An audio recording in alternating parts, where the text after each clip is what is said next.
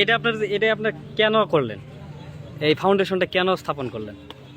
ফাউন্ডেশনের করার অর্থ যে ঈদ উপলক্ষে একটা গরিব একটা মিষ্টিমুখ দিতে পারবো না, একটা নাস্তা আয়োজন করা হবে না, তাদের ওই দিনকে পেট বেড়ে খেতে পারবো না।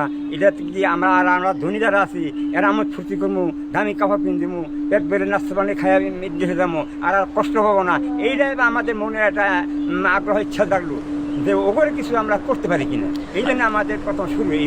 আচ্ছা, এটার আপনার ভবিষ্যৎ আপনি কি কি মানে এটা ভবিষ্যতে কি বার্তা দিতে চাচ্ছেন? এই ফাউন্ডেশনের ভবিষ্যতে আপনি কি বার্তা দিতে চাচ্ছেন? ভবিষ্যতে আমরা গোষ্ঠীগত যেগুলো দুনিয়া আছে এবং প্রবাসীরা আছে এবং কি যারা মধ্যবিত্ত আছে সকলকে মিলিয়ে যার যেমন সমর্থন আছে এই সমর্থনটা আমরা কালেকশন করে একটা মূলধন তৈরি করবো এবং থেকে আমরা এই কেন্দ্র করে দেবো। আচ্ছা, আপনি কি আশাবাদী যে এটা আপনার বংশ পরম্পরা হয়তো চলে যাবে, মানে এই ফাউন্ডেশনটা থাকবে, এরকম কি আপনি আশাবাদী?